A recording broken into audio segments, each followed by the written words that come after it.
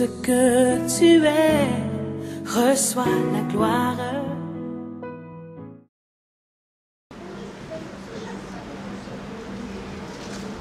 Est-ce que tout le monde peut se tenir debout, s'il vous plaît? On va ensemble lire ce passage. Le livre de Genèse, chapitre 8, verset 6, à partir du verset 6, nous dit ceci. Au bout de 40 jours, Noé ouvrit la fenêtre qu'il avait faite à l'arche. Il lâcha le corbeau, dit un, qui sortit partant et revenant jusqu'à ce que les eaux aient séché sur la terre. Il lâcha aussi la colombe, dit deux, pour voir si les eaux avaient diminué à la surface de la terre. Mais la colombe ne trouva aucun lieu pour poser la plante de son pied. Et elle revint à lui dans l'arche, car il y avait des eaux à la surface de toute la terre. Il avança la main, la prit et la fit rentrer auprès de lui dans l'arche. Il attendit encore 7 autres jours, c'est-à-dire une semaine, et lâcha de nouveau la colombe hors de l'arche. La colombe revint à lui sur le soir, et voici, une feuille d'olivier arrachée était dans son bec.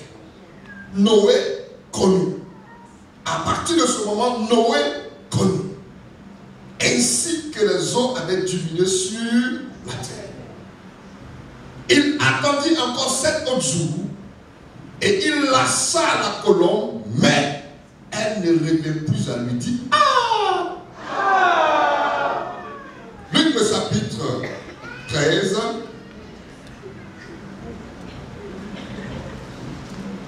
Le livre de Luc, le chapitre 13, à partir du verset 10, je lis la parole du Seigneur. Jésus enseignait dans une des synagogues. Jésus enseignait dans une des synagogues le jour du sabbat. Et voici, on nous présente une scène. Il y avait là une femme possédée d'un esprit qui la rendait infime depuis 18 ans. Dit elle était courbée et ne pouvait pas du tout se redresser. Lorsqu'il la vit, Jésus lui adressa la parole et lui dit: femme, tu es délivré de ton infirmité. Dis amen. Amen. Et il lui imposa les mains. À l'instant, elle se redressa et glorifia Dieu. Amen. Je te bénis pour ta parole. Amen. Elle est oui et amen. Je veux, mon Dieu, m'incliner devant toi et laisser ta parole nous faire du bien. Je veux que tu rendes toutes nos pensées captives à ton obéissance et que la force qu'il est écrit se matérialise ce jour. Je te bénis parce que tu le fais ainsi. Dans le nom précieux de notre Seigneur Jésus. Amen. Amen. On peut s'asseoir s'il vous plaît. Je disais ce jour que nous allons partager un thème qui nous fera beaucoup de bien.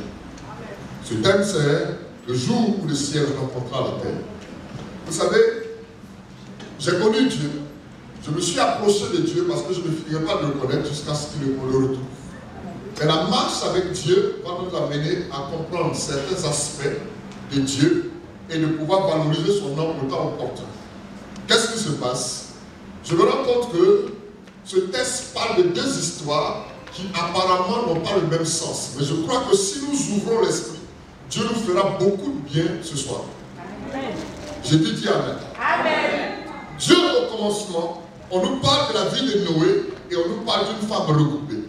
Je ne peux pas parler de la vie de Noé, ni toucher la vie de la femme regroupée, sans toutefois aller au commencement. Dieu, qu'est-ce qu'il fait? La Bible nous dit au commencement Dieu. Avant que toute chose ne soit Dieu. Avant ma famille, Dieu. Avant mon travail, Dieu. Avant mes projets, Dieu. Avant mes enfants, Dieu. Avant l'œuvre, Dieu. Parce que c'est Dieu qui va me donner l'intelligence pour son œuvre. Donc la Bible nous dit, dans tout ce que Dieu veut faire, la Bible dit qu'il créa deux aspects, deux sphères. Le ciel et la terre. Au commencement, Dieu créa. Quoi? Le ciel et la terre. Il va créer tout ce qui s'y trouve dans le ciel. La Bible nous parle des des anges, des archanges, des chérubins, des séraphins, des êtres qui vont vivre dans le ciel, mais qui n'ont pas de corps. Parce que là-bas, on n'a pas besoin de corps pour vivre. Parce qu'on voit, on vit avec l'être céleste. Donc tous ceux qui sont dans cette sphère-là, dans ce niveau-là, n'ont pas besoin de corps. Maintenant, la Bible nous dit, il va s'arrêter et il va décider de créer une terre. Sur cette terre, il va également créer des êtres. Mais pourquoi créer ces êtres? Qu'est-ce qu'il va faire? La Bible nous dit que les eaux recouvrent toute la terre. Il va y avoir une séparation. Dieu crée tout sous la séparation, la soustraction pour pouvoir accomplir ce qu'il veut. Donc il va soustraire les eaux, va permettre que les eaux soient à un niveau et il va déclarer maintenant que la terre est comme les eaux puissent produire. Amen. Quelqu'un me suit, je veux que tout le monde. Il va déclarer que la terre produise. Mais cette même terre, dans chaque arbre qui va produire, il faudrait que chaque arbre ait sa semence en lui pour reproduire. Amen. Il va dire également aux eaux de produire des êtres. Et les eaux vont produire des animaux qui vont vivre dans l'eau. La terre va produire également des animaux, mais qui vivront sur la terre. Et qui pourront aussi s'envoler, si tu veux voler. Mais la Bible nous dit qu'après que Dieu ait créé toutes ces choses, il s'arrête. Et il va se dire, j'ai envie de créer un être, mais qui sera à mon image et selon ma ressemblance. Parce qu'une image ne ressemble pas à Dieu. Amen. Il dit qu'il va créer un être qui sera à son image, mais il va plus loin, il va dire selon. Or, le selon parle de mouvement. Est-ce que j'ai dit quelque chose? Amen. Pour cela, la sagesse de Dieu va rentrer en ligne de compte.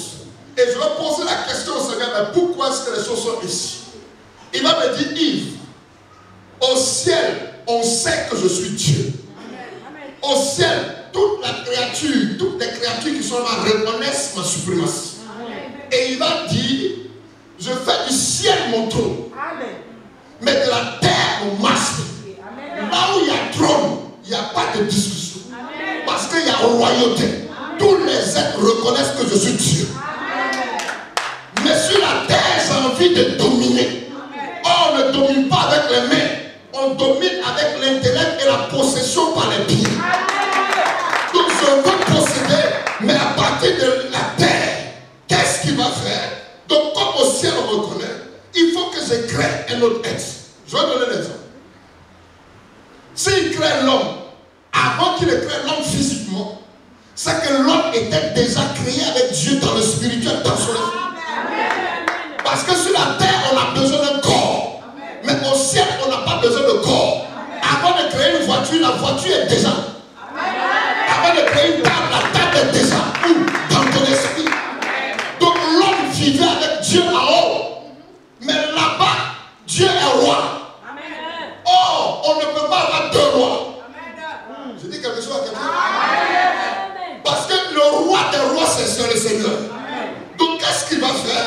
Je vous donne l'exemple de l'Angleterre. La reine d'Angleterre est reine. Après elle, même le premier ministre, il travaille, il fait rentrer des milliards dans le compte. Il ne sera jamais roi. Amen. Parce qu'il n'est pas descendant de la reine. Amen. Donc, tous ceux qui pourront régner, ce sont ses enfants. Amen. Ou bien les petits-enfants qui ont le sang de la lignée royale. Donc, qu'est-ce qu'il va faire? Aussi longtemps que la chose reste ainsi, l'homme ne sera jamais roi. Mais il va rester éternellement prince dans la pensée de Dieu en esprit. Donc, Dieu va s'asseoir. Quand il va dire à la terre de produire, la terre va produire. Il va dire aux eaux de produire, les eaux vont produire. Mais quand il va s'agir de créer l'homme, qu'il a décidé de créer à son image et selon sa ressemblance, il va avoir assise. Il y a conseil. Dieu s'assoit et Dieu va chercher à savoir comment est-ce qu'il va le créer. Écoutez bien. À partir de ce moment, Dieu va prendre la poussière de la terre, pas la terre. L'homme n'a pas été créé à partir de la terre, mais l'homme a été créé à partir de la terre raffinée. C'est-à-dire la poussière qu'on ne peut pas identifier, qui peut se perdre dans l'air. Il prend cette poussière-là. Donc Dieu met ses mains. Si quelqu'un me comprend. Dieu prend ses doigts qu'il met dans la terre. Or, on reconnaît notre papa ici assis à partir de sa pièce d'identité quand on connaît ses empreintes. main dans la terre, c'est que l'homme qui l'a créé, il a mis ses empreintes dedans pour qu'il lui ressemble. Donc Dieu a transmis à l'homme le pouvoir de dominer. Mais comme l'homme est créé à partir de la poussière de la terre, il a un corps. Il faut que Dieu mette le ciel en lui. Parce que le ciel, on reconnaît qu'il domine. Donc Dieu va s'arrêter un moment et il va prendre. La Bible dit que c'était une âme, mais elle ne vivait pas. Il fallait que Dieu mette en lui le souffle. À partir du souffle, il a mis en l'homme la domination, le pouvoir sur le ciel. Donc le ciel a rencontré la terre, parce que sur cette terre, pour pouvoir dominer, il lui faut quelque chose que les animaux n'ont pas. Un animal, il a un corps, il a une âme, mais il n'a pas d'esprit. Donc quand Dieu va créer l'homme, il aura un corps, il aura une âme, mais il va mettre en lui ce que les autres n'ont pas. Parce qu'à partir de l'esprit de l'homme, Dieu va pouvoir communiquer avec lui. À partir de son esprit, il lui transmet tout ce qu'il est. Donc Adam se retrouve sur la terre. Quand Dieu voit Adam, Dieu se voit. Il va dire, il crée l'homme à son image, il va le créer selon sa ressemblance et il va lui dire domine. Donc, quelqu'un qui ressemble, mon fils Kassim a un visage. Pasteur, votre nom s'il vous plaît. Comment? La sœur Gueuse a un visage. Notre papa, comment il s'appelle? Père Jean-Pierre a un visage. Mais les visages sont des images. Donc Dieu a plusieurs visages ou quoi? Ce qui va ressembler à Dieu, c'est l'esprit de l'homme soumis à l'esprit de Dieu qui lui permettra de dominer. Parce que si tu ne domines pas, c'est que tu ne ressembles pas à Dieu. Dieu au ciel domine. Donc il crée un être sur la terre pour que lui puisse le ressembler. Donc quand il voit quelqu'un dominé par l'esprit, en ce moment-là, Dieu se voit. Donc tous les animaux, la vertu, tout ce que tu as créé sur la terre, c'est pour la gloire de l'homme. Maintenant Dieu crée l'homme en dernière position pour faire de lui le couronnement de sa création. Pour que l'homme soit ce que lui attend. Donc quand il voit moment où d'être régner, dominer sur la terre, il se voit. Amen. Pas dominer dans la chair, mais dominer pour ses pattes. À ce moment-là, on voit, tu es identifié parce qu'on voit Dieu. Donc Adam est dans le jardin, et lui dit, reste dans ce jardin, dirige, domine et multiplie. Il va créer la femme, il dit multiplier, remplissez toute la terre. Écoutez-moi. Dans cette position, Adam n'était pas sur toute la terre. Adam était sur une parcelle de la terre qu'on appelle Éden. Donc pour pouvoir dominer sur toute la terre, il faut d'abord qu'il domine sur cette petite parcelle. Son épreuve est venue de l'ennemi qu'on appelle Satan. Quand il va venir, il va faire quelque chose qui va me déranger jusqu'au jour. Il va dire, Dieu a-t-il réellement dit? Donc ce que tu as dit, c'est ce qui va suivre. Donc il va détourner les regards d'Adam, d'Ève, vers ce que Dieu n'a pas dit. À cette minute-là, ils perdent la vision et ils vont toucher à ce que Dieu n'a pas dit de toucher. Et à partir de ce moment-là, on se rend compte que l'homme a perdu le ciel. Il a le corps, il a l'âme, mais il n'a plus d'esprit. Son esprit est obscurci. Est-ce que je peux avoir 3 personnes? Je peux avoir 3 personnes rapidement. Je donne un exemple, c'est pas grave. Vous voyez, voici la constitution de l'homme: esprit, âme et corps. L'animal, voilà ce qu'il a. Dieu ne lui parle pas. Parce que Dieu parle à partir de l'esprit qu'il a mis en l'homme. Donc, à la minute où l'homme perd Dieu, il est obscurci, c'est comme un homme animal. Parce que Dieu ne lui parle plus. Voilà pourquoi dans le monde on vivait comme on voulait. Tu as plusieurs copines, tu as plusieurs hommes avec qui tu t'entretiennent et on trouve que tu es la plus belle. Mais en ce moment, n'ayant pas Dieu, tu es comme un homme animal. Donc dans cette position, quand Adam a perdu tout ce que Dieu lui a donné à partir de la désobéissance, il a perdu Dieu, il a perdu le ciel, ce qui lui permet de dominer. Donc il est comme un animal. Et la Bible nous dit, à partir de ce moment, l'ennemi a pris la supériorité sur lui. l'homme qui avait tout sur la terre a tout perdu. Donc quand Christ va venir, quand Dieu va descendre, il va poser la question, Adam, où es-tu? Je me pose la question de savoir, quand Satan a péché, est-ce que Dieu est descendu? Mais pourquoi quand l'homme pêche, Dieu descend? Ça veut dire que quel que soit le lieu où tu es, quoi que tu fasses, Dieu te cherchera toujours. Parce que son amour pour lui, pour toi, n'a pas de fin. Alléluia. Donc dans cette position, Dieu veut rétablir l'homme dans sa position de Dieu sur terre. Qu'est-ce qu'il va faire? Il va prononcer les paroles. Je mettrai inimitié entre toi et la femme, entre ta descendance et la descendance. Tu vas lui mordre le talon, mais ça va t'écraser la tête. Quelqu'un est d'accord avec moi? C'est ce qui a été dit. Mais à qui Dieu a-t-il parlé? Il a parlé à qui? C'est à Satan qu'il parle. Il n'a pas parlé à la femme. Il n'a pas non plus parlé, il a parlé dans le secret parce que chaque personne avait besoin d'entendre la sentence. Et il dit à l'homme, tu vas manger la sueur de ton front. La terre va te produire des ronces et des épines. On est d'accord? Donc il va les résoudre. Donc Adam, qui était sur la parcelle de la terre qui était Éden, va partir, il va avoir des enfants, ils vont remplir toute la terre mais sans la dominer. Amen. C'est pas si quelqu'un me comprend. Donc ils ont accompli une partie de la prophétie. Mais ils n'ont pas accompli toute la prophétie parce qu'il était question d'aller remplir toute la terre et la dominer, la sujetir. Mais comme ils ont perdu ce qui leur donnait le droit de pouvoir régner, ils ont parti remplir toute la terre, ils vont avoir des enfants. Mais le problème, c'est qu'ils ne vont pas dominer. Parce qu'ils sont assujettis. Ils ont donné ce qui leur donne le pouvoir de régner entre les mains. Je vais quelqu'un là. Je vais tout doucement parce que je sais que Dieu nous fera beaucoup de bien. Amen. Donc regardez ce qui se produit. Dieu lance déjà ce qui va accomplir par rapport à la morsure qui va se faire et l'écrasement qui va avoir son accomplissement plus tard. Dans cet aspect-là, tu vas voir que les gens vont commencer à se pervertir. Jusqu'à ce que Dieu décide de détruire toute la terre. Quelqu'un est d'accord avec moi? Amen. Dieu va décider de détruire toute la terre.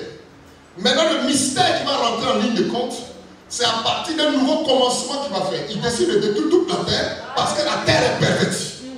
Mais il va trouver un homme qui va appeler l'homme juste. La Bible dit qu'au temps de Noé, donc dans chaque temps, Dieu cherche une personne juste, même s'il a décidé de détruire à cause de cette personne à sa main se parle. En ce temps-là, il va trouver Noé.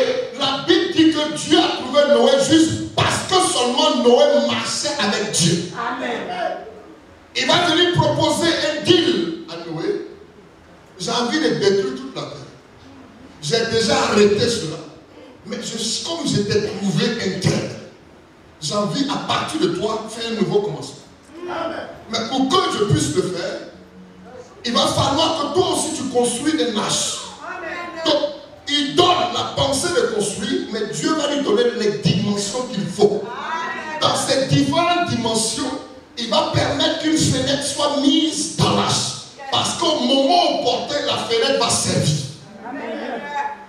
Et la Bible dit, quand il a fini, chaque animal est venu avec la fenêtre. Le mouton avec sa chérie. Le serpent avec sa chérie. Tous les animaux venaient, chacun deux par deux. Ce n'était pas, il avait besoin de garder une espèce. Donc même dans les animaux, Dieu a fait un tri. Ce n'est pas Noé qui avait sexé les animaux, mais ce sont les animaux qui sont venus quand Noé a fini de construire. Ils sont venus deux par deux et ils sont rentrés dans l'arche. Et toutes les places que Noé avait préparées, ils sont rentrés. La Bible nous dit, Dieu a dit à Noé, quand tu vas finir de construire l'arche, il faut toi-même préparer des provisions pour toi et puis pour ces animaux. Pourquoi? Parce que si tu ne prépares pas de provisions, le lion va manger la brebis. Donc l'espèce de la brebis risque de disparaître. Et on ne pourra pas connaître cela. Cette image-là m'a été présentée et le Seigneur va me dire, l'arche, au temps où Dieu décide de détruire la terre, l'arche est présentée comme l'église. Amen. L'arche est présentée comme l'église. au temps où il y a des tumultes, Dieu cherche une église. Mais avant qu'il y ait une église, il va chercher un Noé. À ce temps où tout est difficile, où tout le monde marche comme il veut, il va chercher un Noé. Et le Noé que Dieu a trouvé pour cette œuvre, c'est le moment Odette. Alléluia. C'est elle que Dieu s'est choisi. À partir d'elle, il va lui donner comment est-ce qu'il veut travailler. Quand elle a réussi à bâtir comme Dieu veut, Dieu va permettre que des animaux, excusez-moi l'expression, des hommes et des femmes qui ont le caractère d'un lion, d'un chien. C'est-à-dire que chaque personne qui vient du monde a un caractère. Et ce caractère a été identifié à un animal qui ne connaît pas Dieu parce que le côté où il doit communiquer avec Dieu est perdu. Amen. Si elle ne fait pas de provision, dans l'église, les gens risquent de se tuer. Le lion risque de manger celui qui est doux. Celui qui n'est pas approprié risque de mourir. Donc pour cela, elle est obligée de payer le prix comme on le dit.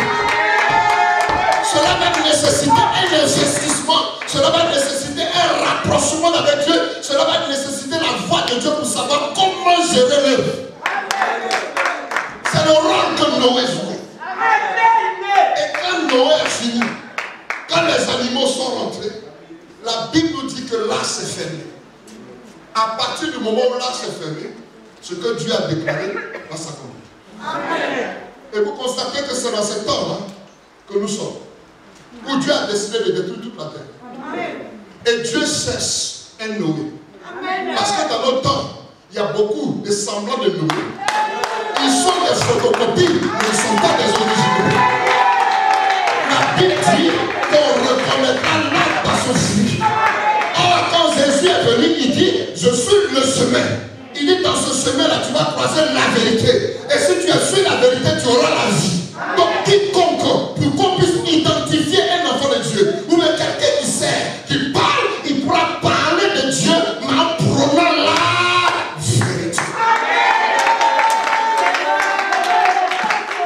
C'est-à-dire, si je suis venu dans les derniers temps pour chercher à te plaire, mon mensonge risque de te détruire. Parce que Jésus est venu au temps où il y avait des synagogues, mais dans ce temps-là, il est venu à cause de la vérité, tout le monde a suivi. Ceux qui étaient destinés à la mort ont pris la voie perpétue parce qu'ils ne voulaient pas accepter d'abandonner ce qu'ils avaient. Je dis quelque chose à quelqu'un. Donc tu es ici, je ne sais pas dans quel aspect des animaux tu es. Peut-être que pour toi tu es comme un serpent. C'est toi qui es le colporteur des nouvelles. Peut-être que pour toi tu es comme un lion. Quand on parle de colère, mon Dieu. Peut-être que pour toi tu es comme ceci, cela. Donc vous voyez les aspects de tous les animaux se retrouvent dans l'église. Mais ce qu'il faut, il faut réussir à amener le lion à être doux. Pour cela, il faut un prix. Je commence une église, aujourd'hui ça se casse, on me chasse, mais je n'abandonne pas. Je vais construire ailleurs, on casse, je n'abandonne pas. Je prends tout le salaire de mon mari, j'investis, on nous chasse, je n'abandonne pas. Ça, ce sont des prix qu'on paye. Mais pendant que la personne est en train de payer le prix, ce n'est pas tout le monde qui souffre comme elle, parce que Dieu lui a donné la dimension qu'il faut. Mais à partir d'un certain moment, Dieu, qu'est-ce qu'il va faire pour pouvoir distinguer si elle joue le rôle de Noé? À partir d'un certain moment, il va éprouver les animaux. Le corbeau et la colombe. Parce que tous les animaux étaient à l'intérieur, c'était plus tard pour servir à qui? À Noé. Pour savoir si sur la terre, l'eau avait disparu et s'il y avait la vie. Mais au moment où il ouvre la fenêtre, le premier animal qu'il amène, c'est le corbeau. Or, pour ceux qui sont en Afrique, ils connaissent la forme du corbeau. Le corbeau, c'est nourri de quoi? Des cadavres. Or, en ce moment-là, il y avait beaucoup de morts. Toute la terre était détruite, il y a eu des morts par saccades. Donc quand le corbeau est parti, on dit il venait, il revenait, mais il ne rentre pas dans l'âge. Parce qu'il a trouvé ce qui l'intéresse dehors, il mange. Qu'est-ce qu'il mangeait? Il a trouvé sa nourriture. Donc il ne veut pas venir rendre compte. c'est l'image des premiers hommes de Dieu qui sont sortis de la Bible. Et ils ont reçu, l'Esprit descendait sur eux pour qu'ils prophétisent. Mais l'Esprit ne restait pas en eux. Ils avaient un talent, mais l'Esprit ne pouvait pas habiter en eux. À cause du besoin, Dieu voulait parler à son peuple. Il va descendre sur quelqu'un et la personne va prophétiser, même s'il n'est pas prophète. Donc, à cause de la nécessité de pouvoir annoncer quelque chose, Dieu suscite. Donc les prophètes se sont succédés. Ils ont même annoncé la venue de Jésus. Mais ils ne l'ont pas vu. C'était comme un écho pour eux. Donc le peuple attendait le véritable qui allait venir. Alléluia. Parce que l'Esprit venait non pas pour être sûr, mais pour habiter en eux. Parce que l'Esprit de Dieu habitait en Adam. Mais l'Esprit a lassé Adam. Maintenant, il vient, au lieu d'habiter dans les prophètes des derniers temps, des temps passés, il vient, il est sur eux et ils vont prophétiser pour dire le Sauveur viendra. C'est l'image des serviteurs corbeaux. Le corbeau en Afrique a le plumage blanc, noir, mais le côté de la poitrine est blanche. Ça veut dire qu'il est sale, certes, mais arrivé à un certain moment, quand il dispose son cœur, les choses de Dieu, il la connaît. Je ne sais pas si quelqu'un me saisit. Et la Bible dit que le corbeau partait, il venait, il partait, il venait, il partait, il venait. Mais arrivé à un certain moment, il n'est plus revenu parce qu'il a trouvé quelque chose sur la terre. Mais quand ce corbeau a disparu, je me souviens dans ma vie, j'ai dit, mais il a disparu au temps de Noé. À quel moment a-t-il atterri? La Bible dit qu'il a atterri au temps d'Élie. Au temps d'Élie, le prophète. Le prophète Élie avait faim. C'est à ce moment-là que Dieu va susciter un corbeau. Voilà pourquoi je vous ai dit, il y a des temps comme ça où quand les gens ne veulent pas servir Dieu comme il se doit, Dieu va susciter des gens qui sont à l'extérieur, qui ne connaissent pas Dieu, mais ils ont le cœur pour Dieu pour venir apporter une semence. Parce que les gens ne peuvent pas se disposer, Dieu va permettre que quelqu'un dehors qui ne connaît même pas le Seigneur, Dieu provoque une situation où la servante de Dieu va aller prier pour cette personne. Quand le miracle se produit, c'est cette personne qui vient s'aimer. Donc la construction, la bâtisse n'est souvent pas faite par les gens de l'intérieur, mais les gens de l'extérieur qui apportent. Parce que le corbeau est parti, mais il a reconnu un moment qu'il était dans l'âge. Dieu lui a donné la vie pour un temps, parce qu'en ce temps-là, il devait rentrer en scène.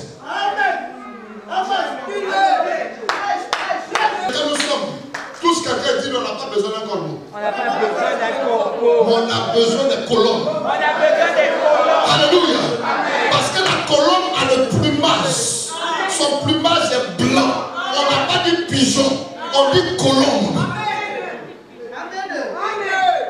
À cette heure-là, Noé voit que le corbeau va, il ne revient pas. Et Noé va susciter la colombe. Or, la colombe est le symbole du Saint-Esprit. Donc, ce que l'homme avait perdu, Dieu va imager cela dans les animaux. Donc, il permet que la colombe parte. Quand elle est partie, premièrement, la Bible nous dit, elle est venue, elle n'a pas trouvé de lieu où reposer les pieds. Et elle est retournée. C'est le temps où Dieu, à un moment bien précis, a voulu que l'Esprit vienne. Mais il n'a pas trouvé un lieu où habiter. Il n'a pas trouvé. Donc le Seigneur il va permettre que quand la colombe revient, Noé va recueillir la colombe avec lui. Et il va attendre un autre temps, 7 jours. Or 7, c'est le chiffre de la perfection. Avant de parler de perfection, on parle d'abord achevé. Parce que Dieu a d'abord achevé tout avant de se reposer. Donc le 7, la 7e, après une semaine, la Bible dit, Noé va encore envoyer la colombe. Quand la colombe est partie pour la 2e fois, cette colombe qui a disparu, qui est partie, elle est partie pour un temps. C'est pour révéler une saison où la colombe allait sortir pour accomplir une mission. Cette colombe qui a disparu allait atterrir, mais à un moment, sur la personne de celui que nous craignons tant. J-E-S-U-S, Jésus. Parce qu'avant que Jésus ne vienne, des prophètes ont prophétisé. Ils ont dit, un enfant vous est né, un fils vous est donné, et la posera où? Sur son épaule. On l'appellera admirable, conseiller, Dieu puissant, Père éternel. Il allait venir pour un temps pour accomplir ce pour lequel le monde avait tout perdu. Donc quand Jésus doit venir, Dieu va fouiller dans toutes les prophéties qui ont été annoncées. Il allait naître d'une vierge. Dis, est-ce que je prêche? Dis, est-ce que j'accélère? I say, come on. Donc regardez ce qu'il fait. La particularité de Dieu, c'est que Dieu ne vient pas pour accomplir ce qu'il veut, mais il vient accomplir ce qui est écrit. Donc il fouille dans toutes les prophéties et il se rend compte qu'on a dit, il a été dit par l'Esprit qu'il allait venir, mais il allait habiter, il allait constituer par, il sera dans le sein d'une femme, mais vierge. Il y avait beaucoup de vierges. Mais le Seigneur allait habiter dans le corps d'une femme. Ce qui me plaît, c'est qu'il n'y a pas eu de rapport sexuel. Aujourd'hui, ma femme me disait un jour que si Jésus est rentré dans le sein d'une femme, c'est votre, comment on appelle ça, insémination in vitro, mais c'est pas quoi là. C'est ça non?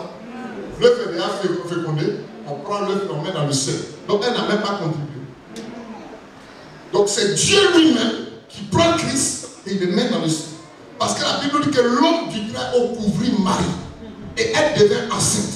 À partir de ce moment-là, il n'a pas de sang physique, mais il a un sang divin. Mais pour qu'il puisse venir régner sur la terre, parce que l'homme a perdu son héritage. La Bible dit, dans le Psaume chapitre 116, verset 15, Dieu dit, les cieux des cieux sont à l'Éternel, mais il a donné la terre aux fils des hommes. Donc il a légué un héritage aux fils des hommes, mais sur terre. Donc quand Jésus doit venir, on est souvent choqué quand on lit le livre de Matthieu. Matthieu chapitre 1, Dieu engendra, papa engendra, je dis engendra. On n'aime pas lire ce passage. Parce qu'on trouve que c'est bizarre. Mais le mot engendra, ça veut dire qu'il y a une lignée. Parce que Adam a hérité de la terre. Pour que Jésus vienne hériter de la terre, il faut qu'il soit descendant d'un homme. Amen. Quelqu'un n'a pas compris. Amen. Si aujourd'hui, ma soeur, papa ou maman a laissé un château, et père n'a pas dit amen. Amen. L'ignorance va t'amener à dormir où? Dans la rue. Amen. Mais si tu sais, ce n'est pas quelqu'un d'autre qui va venir lutter ton héritage. Amen. Pourquoi? Parce qu'elle ne pourra lutter que si elle sait. On sait d'où elle vient, si elle est descendante de son père. Ainsi, l'héritage a été donné aux hommes, Adam. Maintenant, Adam a perdu l'héritage en tant qu'homme. Si Jésus vient, parce que le ciel, c'est là-bas son trône, c'est là-bas il règne. Il ne peut pas régner sur la terre en tant que fils de Dieu. Parce que la terre a été donnée aux hommes. Pour cela, il faut qu'il rentre dans un corps. Pour sortir en tant qu'homme. Pour pouvoir aller combattre Satan en tant qu'homme. Parce que s'il venait combattre Satan en tant que fils de Dieu, Satan a dit tu n'as pas le droit. Parce que ton trône c'est au ciel. Voilà pourquoi quand il parle, on dit le fils de l'homme est venu pour chercher et sauver ce qui était perdu. On n'a pas dit le fils de Dieu, mais on dit le fils de l'homme. Parce qu'en tant qu'homme, il a le droit de combattre parce qu'il est sorti d'Adam. Je dis quelque chose à quelqu'un. Est-ce que tu peux pousser un peu, pousser un peu, pousser un peu, pousser un peu? Donc regardez un peu le mystère. Il y a des héritages qui sont là pour nous. Mais comme on ne sait pas qu'on est descendant de quelqu'un de riche, quelqu'un de puissant, on accepte d'être écrasé. Dis à quelqu'un je refuse. Je refuse. Pousse quelqu'un dit je refuse. Je refuse. Alléluia. Donc cette pensée-là va amener Christ à sortir. Donc Jésus vient en tant que Dieu au-dessus des nations. Dieu parmi les nations. Dieu au-dessus des hommes. Dieu parmi les hommes. La Bible dit que dès qu'il est né, dès qu'il est né, la Bible dit que son étoile a brillé. Écoutez-moi, hein? L'étoile de Jésus a brillé. À la minute où l'étoile y a eu des masses, ce ne sont pas des chrétiens, qui ont réussi à lire l'étoile et savoir que l'étoile là n'était pas comme une autre étoile. En lisant, ils ont vu la grandeur dans l'étoile, ils ont vu le roi dans l'étoile. Donc celui qui est propriétaire de cette étoile là, il est roi. La Bible dit, ils sont allés. Ils sont allés. Qu'est-ce qu'ils ont fait? Les mages sont allés, ils ont vu l'étoile et ils sont allés adorer Jésus. Oh, tu sais, l'étoile, c'est quoi? C'est ta destinée. Tu vois, pour pouvoir venir à elle, c'est parce que vous avez vu l'étoile.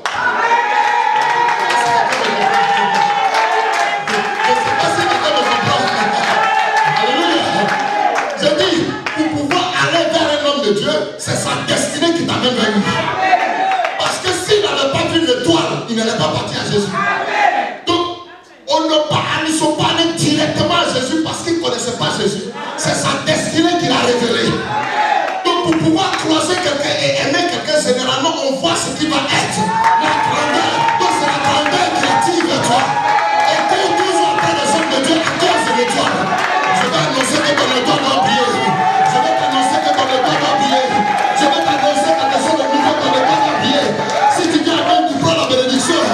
Si tu dis amen, tu prends la bénédiction. Et c'est tellement.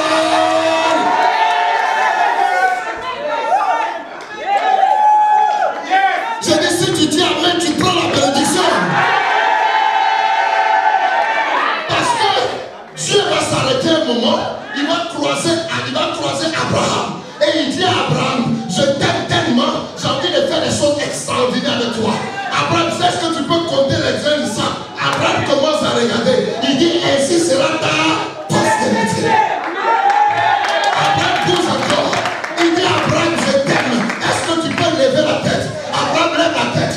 Il dit, si tu peux compter les étoiles, ainsi sera ta postérité. Et arrivé à un certain moment, il va dire à Abraham, Abraham, ce n'est plus une question d'étoiles et de terre, mais des rois vont sortir de toi. Alors au ciel, Dieu est roi. Mais ceux qui vont sortir d'Adam, qui vont sortir de Abraham, dont toi et moi, il y a d'autres qui sont comme la poussière de la terre. Ils sont chrétiens, mais on les écrase. Tous les chrétiens disent, je refuse. Il y a d'autres qui sont comme les étoiles du ciel. Une étoile est faite pour briller. Même si le nuage vient, le nuage va obscurcir un peu, mais il va toujours passer. Ton étoile doit briller. Ton étoile doit briller. On ne peut pas arrêter l'étoile. L'étoile n'est pas sur la terre. Ils ont vu ton étoile. C'est à cause de ton étoile qu'ils sont venus. Ils ne pourront pas arrêter ton étoile. Parce que Dieu t'a appelé pour que tu brilles. Parce que Dieu t'a appelé pour que tu brilles. Personne ne pourra arrêter ton étoile.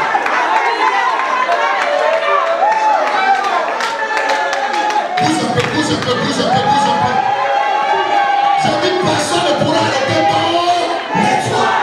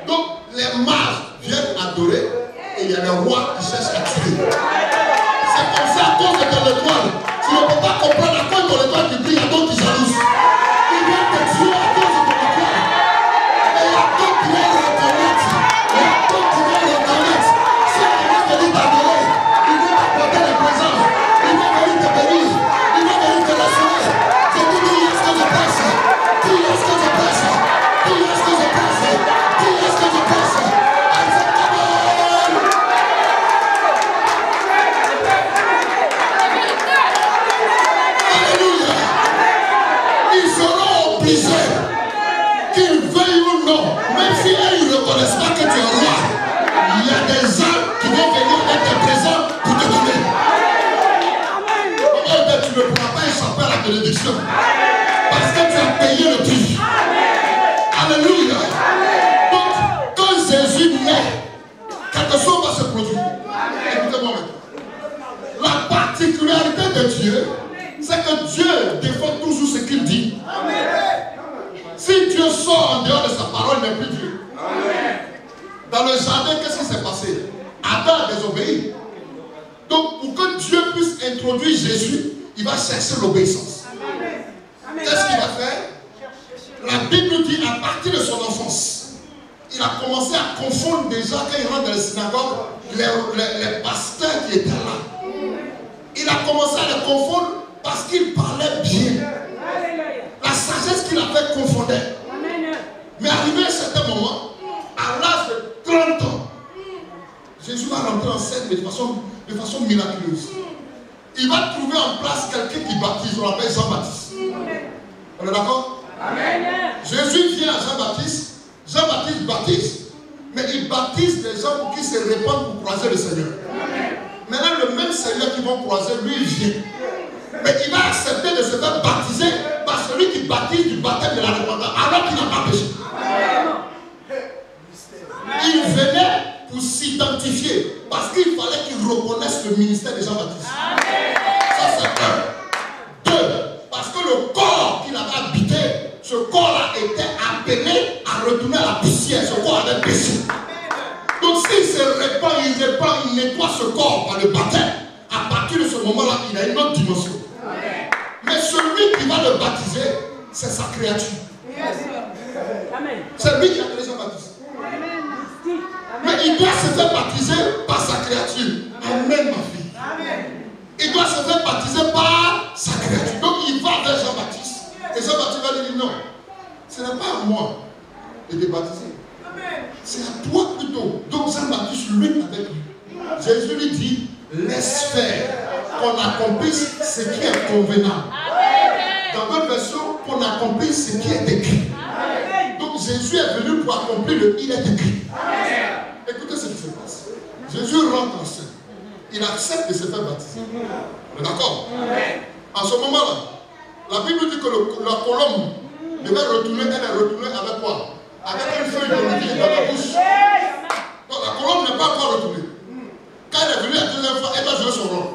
La première fois, elle n'a pas trouvé un corps où habiter. Elle est repartie. On l'a ramenée une deuxième fois. Je suis en train d'expliquer où va arriver la deuxième fois. Jésus accepte de se faire baptiser. À la minute où il se fait baptiser, la Bible dit, dans le livre de Matthieu, le chapitre 3, les cieux s'ouvrent. Écoutez-moi, j'ai un problème. On ne parle pas d'un démon. On ne parle pas de Yves. On ne parle pas de Maman Odette. On parle de Jésus-Christ de Nazareth. Donc les cieux de Jésus étaient fermés. Les 3 niveaux des cieux étaient fermés. Parce que Dieu n'avait pas encore trouvé quelqu'un d'obéissant. À partir d'Adam, le ciel est fermé. Comme Adam, Dieu cherchait l'obéissance. Parce qu'il dit, j'agrée l'obéissance que les sacrifices. Beaucoup de personnes se sont sacrifiées, mais ils refusent l'obéissance. Donc quand Jésus vient, pour qu'il y ait un nouveau commencement, il va commencer d'abord par l'obéissance. Alors que Jésus sait qu'il s'est dépouillé de toute sa gloire, il est Dieu. Comment Dieu va se faire baptiser par sa créature? C'est parce que c'était écrit que ça devait se faire comme ça que Jésus s'est plié. Parce qu'il est la parole.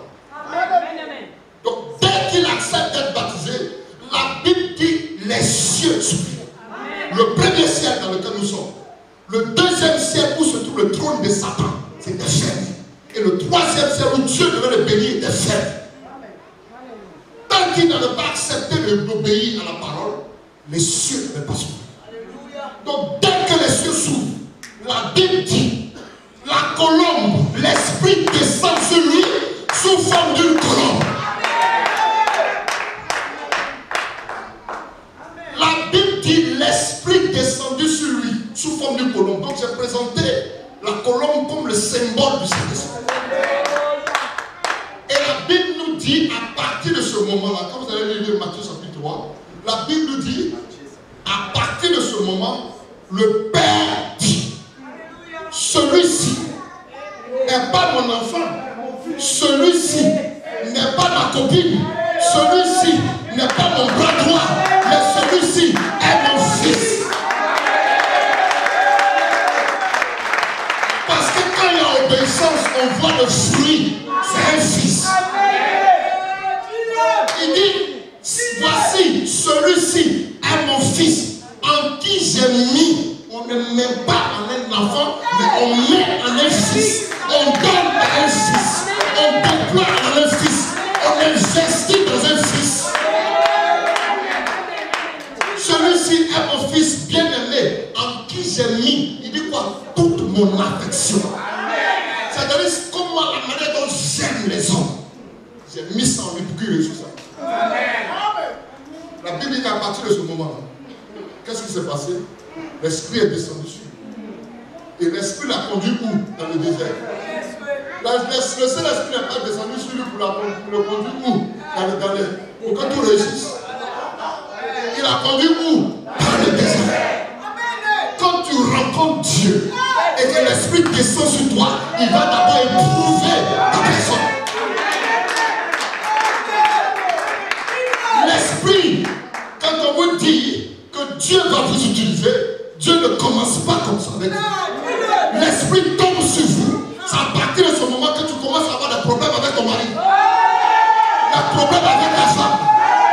Parce que l'esprit, il vient pour apporter la séparation. Il va amener ton mari à être affranchi. Mais pour cela, toi-même, il te pousse.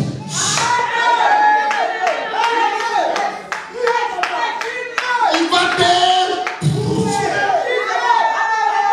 Je commence à servir Dieu. Et Dieu va m'amener en Côte d'Ivoire pendant 2 ans. Ma femme se retrouve seule avec un enfant, 2 enfants. Et le 3e même va naître. La 3e va naître. Elle va aller au boulot. Elle va venir s'occuper des enfants. Elle va aller déposer les enfants. Elle finit. Elle va venir au travail. On pointe tout son salaire. Elle prend pour payer la salle. Le jour que j'ai vu ma femme, elle est devenue mère comme ça. J'avais les larmes aux yeux à l'aéroport. J'ai dit, mais Seigneur, pourquoi? Je prie pour des gens. Je n'ai pas péché. On m'a dit de falsifier les papiers pour avoir les papiers. Je dis non, moi je ne peux pas dire que ma mère est morte pour avoir les papiers. À cause de ça, je suis retourné en Côte d'Ivoire. On ne m'a pas renvoyé. Mais je suis parti à cause de la vérité. Et ma femme est en train de souffrir. Seigneur, on est Dieu. Il y a des temps, quand l'esprit veut faire des choses avec toi, il va te pousser. Je sors de là. Je sais ce que je prêche. Parce que si je vous prêcher la lettre, ce n'est pas la peine. Je préfère prêcher du vécu. Et si c'est du vécu, ça va franchir ton âme. Et quelqu'un dit yes que je prêche. Alléluia. Donc la Bible dit après, le Seigneur dit voici celui-ci en qui j'ai mis toute ma affection parce que c'est mon fils. L'esprit le conduit dans le désert pour être tenté par le diable. L'épreuve que tu traverses aujourd'hui à cause du Seigneur, c'est l'esprit, ce n'est pas un démon qui te conduit, c'est l'esprit lui-même qui te met en face d'un démon. Parce que la Bible dit que le diable est le maître du mal. En Dieu, il n'y a pas de mal. Donc il va amener, donc indirectement, le diable est un serviteur fidèle de Dieu pour accomplir la mission de Dieu entièrement éprouvée. Quand il a fini, la Bible dit revêtu. Jésus revêtu de quoi? De la puissance de l'esprit. Alors, comment on précise ça? Écoutez bien la phrase. Jésus est quoi? La Bible dit que quand il a fini, Jésus est quoi? Revêtu. C'est ça, non? Amen. Il est revêtu. Amen. Mais de quoi? De la puissance. De la puissance qui appartient à l'esprit. Donc l'esprit n'est pas la puissance. Mais on ne peut pas séparer l'esprit de la puissance. Parce que la puissance c'est l'onction. Quand il a fini, en ce moment il était revêtu de la puissance qui appartient au Saint-Esprit. À partir de ce moment, la Bible dit que sa renommée se répandit. Si tu veux avoir une renommée que tu n'as pas l'onction, tu peux avoir l'esprit, mais sans que la manifestation extérieure de cet homme, avec le revêtement, nous faisons des exploits. Donc ça veut dire que s'il n'y avait pas de revêtement, Jésus n'allait pas avoir de renommée. Attends, écoute. Est-ce que quelqu'un est en train de m'écouter? Est-ce que quelqu'un peut bouger? Est-ce que quelqu'un peut bouger? Bouge à côté de toi. Alléluia. Est-ce que quelqu'un me suit? C'est dans ce ministère, après le revêtement, il a commencé à aller de lieu en lieu. Prêcher la parole. Donc c'est pendant qu'il prêchait la parole qu'il va rentrer dans une des synagogues qu'on appelle le lieu de Luc, chapitre 13, dont je vous ai parlé. Parce qu'à l'intérieur, il y avait beaucoup de synagogues. Mais il n'est pas rentré dans toutes les synagogues. Il est rentré dans une des synagogues. Le but, c'était pour enseigner. Dès qu'il rentre dans cette synagogue, la Bible dit, il va trouver une femme dans la synagogue où il y a des pasteurs. Où il y a des prophètes. Où il y a des gens qui ont entendu la parole, qui ont connu la loi, mais qui n'ont pas la révélation de la loi. Parce que quand Jésus rentre, on ne le reconnaît pas comme détenteur, comme étant la parole faite chair. Donc il rentre, et la Bible nous dit qu'il va voir une femme qui est dans la synagogue, mais qui est en train de souffrir depuis 18 ans. Sa souffrance, c'est qu'il y a un esprit qui l'a habité. À la place du Saint-Esprit, il y a un autre esprit qui a pris place. Il a rendu cette femme la recourbée, si tu veux, avec un bagage bossu. 13 ans, peut-être qu'elle servait à la table. Peut-être qu'elle s'occupait de tout ce qui est nettoyage dans la salle. Mais sa vision était limitée à la terre. Elle ne pouvait pas voir en face. Combien d'années s'est-elle retrouvée ainsi? 18 ans. Les pasteurs avaient la lettre, mais ils n'avaient pas la révélation de la parole. Parce qu'ils n'avaient pas l'onction. Ils n'étaient pas revêtus. Je dis quelque chose à quelqu'un. Et beaucoup de personnes aujourd'hui se retrouvent dans l'église recourbées. Souvent ils sont recourbés parce qu'ils sont rattachés à la terre. Mais ils ne cessent pas les choses en haut. Donc leurs visions sont raccrochées à la terre. Oh, en regardant la terre, c'est une façon de dire j'attends le soutien de celui qui est sorti de la poussière de la terre. Oh, la terre ramène à la terre, mais le ciel ramène au ciel. Donc la femme était recourbée, elle attendait le soutien. Oh, le pasteur va faire ceci pour moi. Oh, le pasteur n'a pas la révélation. C'est pas si quelqu'un me comprend. Donc ils sont recourbés. Et elle marche. Elle fait tout ce qu'elle peut. Parce qu'un esprit l'a rendu handicapé. Pour lui dire, regarde comme ça. Voilà la vision que je te donne. Reste terrestre.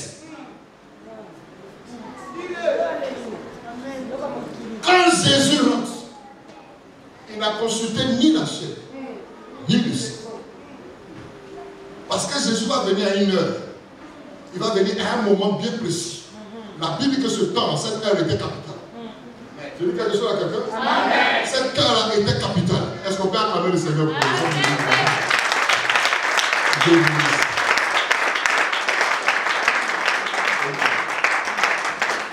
Cette heure-là était capitale. Pourquoi? Parce que Dieu, quand il décide de rentrer en scène, il va consulter les chiffres. Ou bien rentrer dans la destinée pour pouvoir affranchir et accomplir tout ce qu'il a écrit. Je dis quelque chose à quelqu'un? Amen. Quelqu'un me écoute là? Amen. Là, regardez. La Bible dit il est venu à un temps, à une année bien précise, c'était 18 ans. Il n'est pas venu avant, il n'est pas venu après. Donc ça veut dire que dans le registre de Dieu, les chiffres ont un sens. Amen. Parce que 1, c'est Dieu. Amen. Dieu, le commencement. Avant lui, il n'y a pas de chiffres. Donc je peux dire qu'avant 1, là même, il est. C'est lui qui a introduit le 1 pour qu'on le voie et qu'on sache que c'est lui qui fait tout chose. 2, c'est le chiffre du témoignage. Voilà pourquoi quand Dieu va prendre soin de créer Adam, il va le mettre dans le jardin. Adam va penser qu'il est Dieu parce qu'il est un. Dieu va dire non.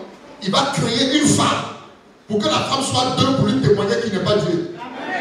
Voilà pourquoi il créa l'homme avec 2 yeux, 2 oreilles, 2 lèvres, 2 mains, 2 pieds pour que l'on témoigne à l'autre que tu n'es pas Dieu. Donc 2, c'est le chiffre du témoignage. 3, c'est le chiffre de la Trinité. 4, c'est le chiffre de l'équilibre. 5, c'est le chiffre de la grâce. Mais 6 révèle la constitution de l'homme en tant qu'enfant dans le sein de la mère. Quand vous voyez le bébé dans le sein de la mère, la tête en bas, il n'a pas encore pris possession, il est créé. Pour cela, Dieu va chercher à parfaire tout. 7, le chiffre de la perfection. Or, la Bible nous dit, le 7e jour, Dieu a d'abord tout achevé avant de se reposer. 8, quand il croise l'homme, il va tisser alliance avec lui à partir du chiffre 8. Mais 9, vous allez voir que le chiffre 6 va se relever pour prendre possession. C'est le chiffre de l'abondance.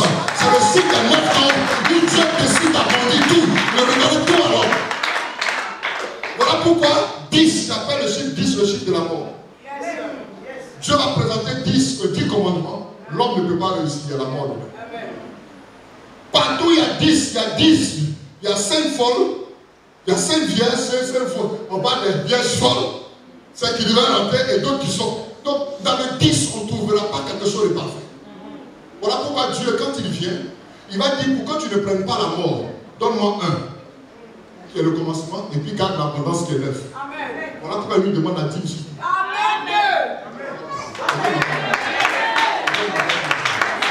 Voilà pourquoi quand tu apportes la dîme, tu apportes la mort. Or, comme Dieu ne peut pas mourir, il te donne l'abondance et il maîtrise la mort.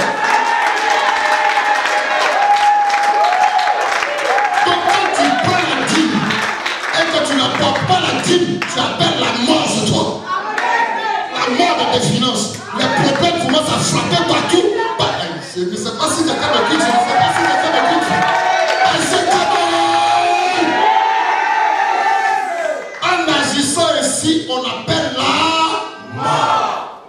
Amen. Donc comme Dieu ne peut pas permettre que le chiffre 10 arrive, il va arriver à un temps, à l'âge de 18 ans. Après 18 ans, au moment où cette femme a pu souffrir, c'était le chiffre 18, 1 plus 8 égale 9.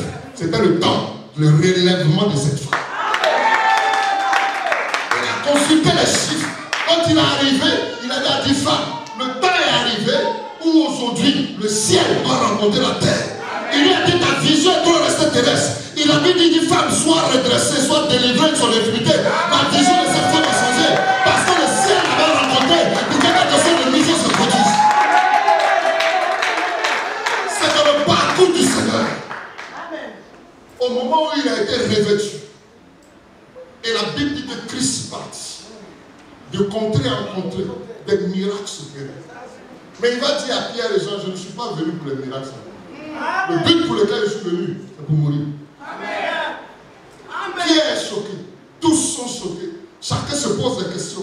Mais si tu meurs, nous on devient quoi? Je parle à quelqu'un.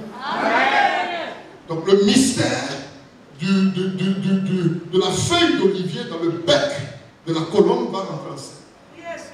La Bible nous dit que Jésus va aller se recueillir dans un arbre. Et cet endroit-là, on l'appelle le lieu de Gethsémani. C'est un lieu clairsemé d'olivier. Or, l'olive, c'est, si tu veux, c'est ce qui est pressé. Quand il est pressé, ce qui découle, qu'on appelle l'huile, c'est ce qui sert à consacrer, à oint, de mettre à part. Mais le problème de l'humanité a eu lieu dans un jardin. C'est quel jardin? Le jardin d'Éden. Pour régler le problème de l'humanité, Dieu va choisir un autre jardin. Mais c'est en vrai, quelqu'un n'a pas compris. Quelqu'un n'a pas compris. J'ai dit que quelqu'un n'a pas compris. Donc Dieu va permettre qu'Adam pèse dans un jardin. Pour régler le problème de l'humanité, la Bible va choisir un autre jardin. Donc c'était une question de jardin contre jardin. Maintenant le Seigneur va me dire, le premier jardin commence par quelle lettre? Je dis la lettre E. E, c'est la 5e lettre de l'alphabet. Or 5, c'est le chiffre de la grâce. Ça veut dire qu'Adam était dans le jardin, il n'avait rien fait pour mériter cela, c'était une grâce. Mais pour pouvoir régler le problème de l'humanité, Dieu va choisir un autre jardin, c'est la lettre G. G, c'est la 7e lettre. Donc de façon parfaite, Jésus devait venir régler le problème de l'humanité. C'est quelqu'un de plus. Est-ce que j'entends quelqu'un acclamer Dieu? Est-ce que quelqu'un peut me dire ce que je prêche? Alléluia. C'était un jardin qui n'avait rien à voir. Dans Dans ce jardin-là, on est bien, on est pressé. La Bible, Jésus n'a pas réglé le problème de l'humanité à la croix. C'est dans le jardin. Il a dit, Père, si tu peux éloigner de moi cette coupe. La volonté de Père a été déjà accomplie. Voilà pourquoi on dit comme un agneau qu'on mène à la boucherie. Il n'a pas ouvert la bouche parce qu'il a déjà tout réglé dans le jardin. Sa sueur a coulé comme un poumon de sang. Maintenant, il part à la croix. Dieu a dit à Adam, la terre va te produire des ronces et des épines. Jésus va à la croix. Mais le problème, c'est que Jésus étant à la croix, il y a un qui est à sa gauche, il y a un autre brigand qui est à sa droite. On prend des épines. On fait de ces épines une couronne. Et on met sur la tête de Jésus. Quelqu'un m'a pas compris? La terre qui va produire des ronces et des épines. Quand on parle de ronces et d'épines, ça veut dire que tu ne peux pas évoluer. Quand tu pousses, ça te pique. Tout ce que tu fais, tu le fais difficilement. Maintenant, Jésus vient, au lieu de prendre une autre matière, on va prendre les mêmes épines. Donc la malédiction a été déclarée dans le jardin d'Éden pour en faire une couronne. Le seul crucifié, le couronné. Le couronné de la couronne de tes problèmes. Le jour que je revenais ici, je vais vous parler de certaines choses si Dieu le fait. Donc vous regardez, le parcours du Seigneur sur terre n'était pas venu. Il est venu, il a posé des actes. Et avant de partir, à la croix, on casse, on prend le brigand à gauche. On prend le brigand à droite. La Bible dit qu'on prend le brigand, on casse les pieds du premier brigand. En temps normal, au milieu, on va casser ses pieds. Mais on le saute. Parce qu'ils ont cru qu'il était mort. Alors que Jésus était dans un profond sommeil. Je dis quelque chose à quelqu'un. On le saute, on va casser les pieds de l'autre brigand. Maintenant, on prend une épée, on enfonce de son côté et on l'ouvre. Qu'est-ce qui est sorti? L'eau et le sang. Maintenant, écoutez-moi. La Bible nous dit, lorsque Dieu a créé Adam dans les jardins, Dieu voulait créer une aide. Il a mis Adam dans un profond sommeil. Il a pris la côte, il a façonné la femme, il l'a amené vers lui. Pendant qu'il était, on a ouvert un côté. Donc il était dans un sommeil. Jésus à la croix était dans un profond sommeil. Ils ont ouvert son côté. Qu'est-ce qui est sorti? L'eau et le sang. Or l'âme de l'homme se trouve dans le sang. C'est là que l'église venait de naître. Où il a purifié avec l'eau de la parole. Parce qu'à la croix il a déclaré tout est accompli. Donc il venait de purifier l'église que tu es et que je suis. Je dis si tu as compris, accorde ta faute au Dieu. Accorde le très fort, accorde le très fort.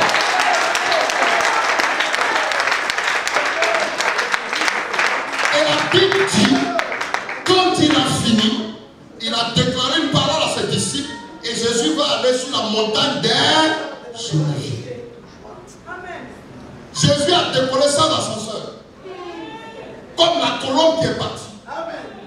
Et qui est revenue avec un témoignage qu'il y a la vie sur la terre. Jésus venait de vaincre la mort. Et pour pouvoir repartir, il fallait que le Saint-Esprit le fasse décoller. Comme la colombe qui est partie, qui a pris la fin d'Olivier pour aller rendre témoignage à Noé, que maintenant il y a la vie. Que même l'Esprit a pris Jésus pour aller rendre témoignage au Père, que maintenant il y a la vie sur terre. Que maintenant il y a la vie sur terre. Parce qu'il a fait le nettoyage, son sang a touché la terre. Et comme toi et moi, nous sommes sortis de la poussière de la terre. Maintenant, ceux qui sont détenteurs, qui croient en ce Dieu, vont être possesseurs. On n'a pas cassé les pieds de Jésus parce qu'on domine avec le pied. Tout lieu que foulera la plante de votre pied, je vous le donne en possession. Si on cassait ses pieds, Jésus n'allait pas être possesseur. Et la Bible nous dit il va au ciel. Comme la colombe est venue rendre témoignage. Avec un truc d'Olivier pour dire maintenant il a été épuré. Il y a la vie sur la terre. La Bible nous dit Noé va ramener la colombe. Et la colombe ne va plus revenir. C'est le temps dans lequel nous sommes. Parce qu'après cela, il a été promu. Jésus dit, vous recevrez une puissance. Actes chapitre 1, verset 8. Le Saint-Esprit suivra sur vous et à ce moment-là, vous serez mes témoins. Donc Pierre, Jean et Jacques attendaient. Qu'est-ce qu'ils attendaient? La colombe qui est repartie. Symbole de l'Esprit qui était venu. Qui devait venir pour affranchir tous ceux qui avaient cru le Seigneur. Ils étaient à la chambre haute. Ils attendaient la promesse. Ils étaient à cette chambre haute là. Ils attendaient de voir quelque chose de particulier. Ce qui a rendu Jésus célèbre. La Bible dit qu'il était non seulement puissant en parole, mais il était puissant en acte. Ce qui a fait de lui l'homme le plus célèbre sur la terre. Et ils se rendent compte qu'ils ont besoin de ce même esprit. Donc ils sont à la chambre haute et ils attendent. Je présente la chambre haute comme cette église. Amen. La chambre haute, c'est le lieu. Je présente la chambre haute comme un tremplin, ce qui va te permettre de sauter plus loin. Amen. Je présente la chambre haute comme le lieu du rebâtissement. Je prends la chambre haute comme le lieu de la rencontre avec Dieu. Je prends la chambre haute comme le lieu du revêtement. De telle sorte que lorsque tu sors de là, avec la rencontre, quelque chose de nouveau se fait. Pierre sort. Et la Bible nous dit la promesse qui avait été annoncée à Pierre. Amen. Parce qu'il y a eu une rencontre. L'esprit est descendu. Et ce même esprit n'est pas parti en vacances. Il a encore l'actualité. Tu sais pourquoi je dis ça? Parce que quand tu vas prendre Actes des Apôtres n'a pas de conclusion. Amen. Ça veut dire que l'histoire des apôtres, serviteurs du Seigneur, que nous sommes, n'a pas de conclusion jusqu'à ce qu'il revienne. On doit écrire ton histoire. Ça veut dire qu'il y a un registre devant le Seigneur où on doit écrire ton histoire. Il y a un registre devant le Seigneur où on doit écrire ton histoire. Il y a un registre devant le Seigneur où l'on doit témoigner, écrire ton histoire. On a parlé de Pierre, on a parlé de Jean, on a parlé de Paul. Où sont-ils? Pierre est mort, Jean est mort, tous ceux sont morts. Mais qu'est-ce que le Seigneur cherche? La Bible dit l'Esprit du Seigneur se meurt. Et l'Esprit attend, il veut, en ce temps-là, revêtir plus d'eux. L'Esprit sera sur eux. Quand l'Esprit est sur toi, c'est pour que tu sois témoin. Quand l'Esprit est en toi, c'est pour changer ton caractère. Quand l'Esprit est avec toi, ça peut être un ami. Et trois dimensions de l'Esprit. En, sur et avec. Où est-il avec toi? Je suis venu vous dire, je ne suis pas venu vous prier pour quelqu'un qui tombe. Parce que l'heure dans laquelle nous sommes, Dieu ne cherche pas. Il ne nous a pas dit allez faire le tour de la soeur et fidèle au pasteur. Mais des disciples. Parce que si tu deviens fidèle à un pasteur, tu deviens un problème pour toi-même et un problème pour l'église. Mais si tu cherches à être affranchi pour être disciple du Seigneur, tu aides le pasteur et tu aides le royaume.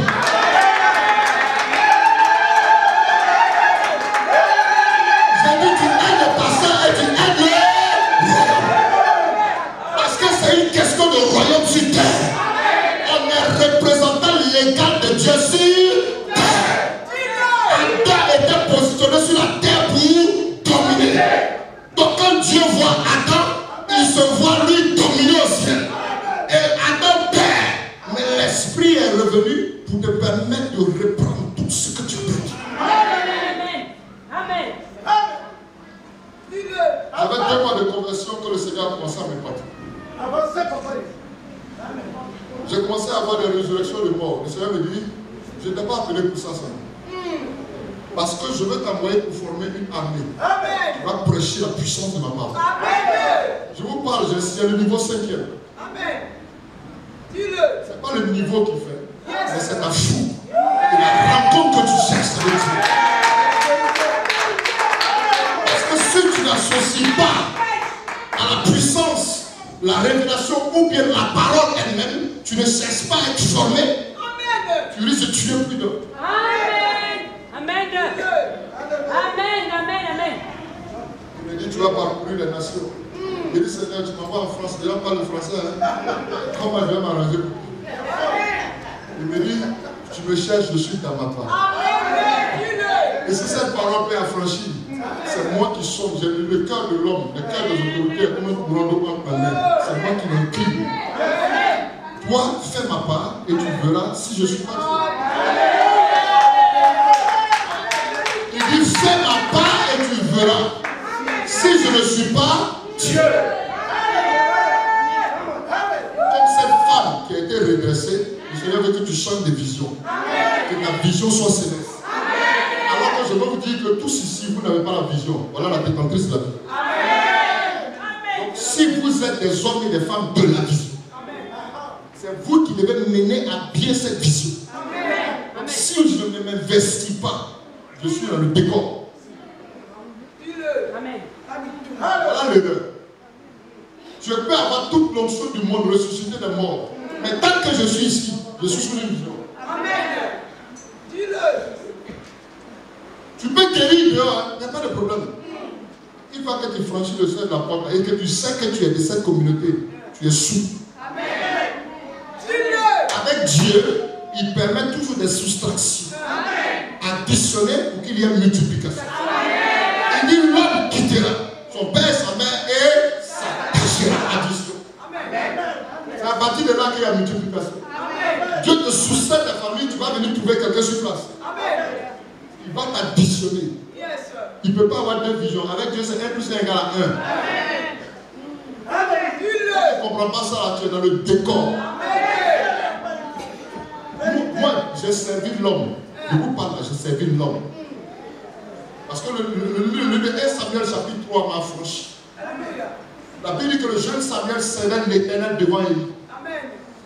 Autrement dit, il servait Élie.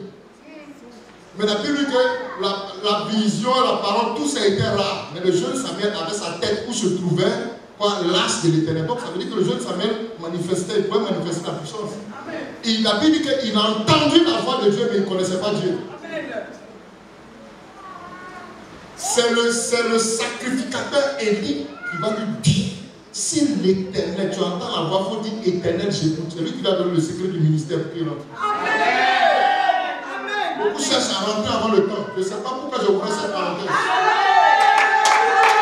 Mais je veux que vous ne sortez pas du temps. Ne vous perdez pas avant le temps. Parce que tout ce que tu fais, ça va être pour la bonne cause de cette œuvre. Si tu veux le faire en dehors pour te frapper la poitrine, va gagner des âmes et prouve-nous que Jésus est Seigneur avant dans l'église. Pousse quelqu'un et dis-lui, on compte sur toi.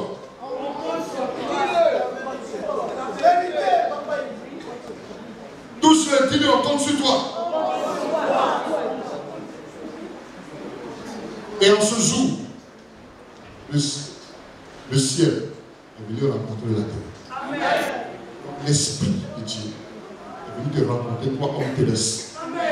Que tu puisses révéler Christ partout où tu es. Dans la société où tu es. L'entreprise que tu es. Aujourd'hui, j'ai un problème. Je disais à l'église un jour, beaucoup de personnes aujourd'hui, c'est vrai qu'ils apportent leur vie. Mais ils ont un problème, c'est qu'on n'est pas entrepreneur. Or, Dieu dit quoi? Je vais bénir quoi? Vos entreprises. Amen. Amen. Donc, quand la porte m'a dit, qu'est-ce qui se passe? Dieu bénit mon employeur. Amen. Parce que je n'ai pas une entreprise qui est la source. Amen. J'ai fait mal à quelqu'un. J'ai fait mal à quelqu'un. Vous voyez? Repensez un peu aux Juifs. Le Juif, il est entrepreneur parce qu'il sait que Dieu lui a dit. Amen. Nous avons cette même parole, cette même promesse, parce que sorti d'Abraham. Tout lieu que foulera, tu vas te donner un. Tu possèdes quoi? Ah, on dirait que je commence à te dire quelque chose qui va te choquer. Parce que pour pouvoir prendre possession d'un secteur, il faut d'abord avoir son empreinte. Amen. Amen. Amen. Dis-le. Je veux rentrer dans le milieu de ceux qui ne connaissent pas l'évangile, qui sont à la tête. Il faudrait que j'ai quelque chose qui va les impacter. Amen. Amen. Les gens de société, ils parlent entre eux. Avec toute l'onction que tu as, si Dieu ne crée pas un événement, eux ils parlent comme des hommes riches. Et nous, entre les pauvres, on parle en pauvre. Et on dit on possède. Dis à quelqu'un, je refuse.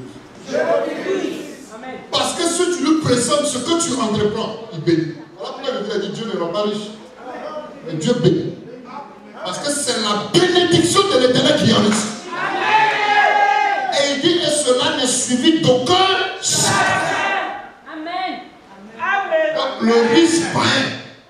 Il est riche, mais il n'est pas béni. Or, si la source est bénie, voilà pourquoi la Bible nous dit que Laban a retenu. Et qui?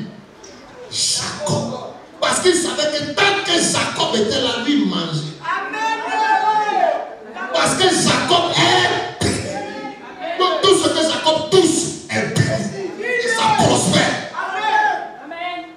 Pharaon a dit clair. Quand il a regardé, il dit non, ce petit-là, Joseph, viens être premier ministre, moi je vais manger.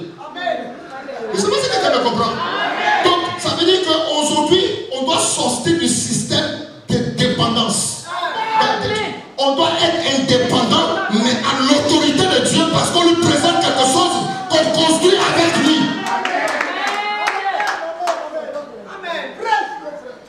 C'est une parenthèse que j'ai ouverte. Parce que le temps est arrivé où on doit avoir des preuves que tu es réellement enfant de Dieu.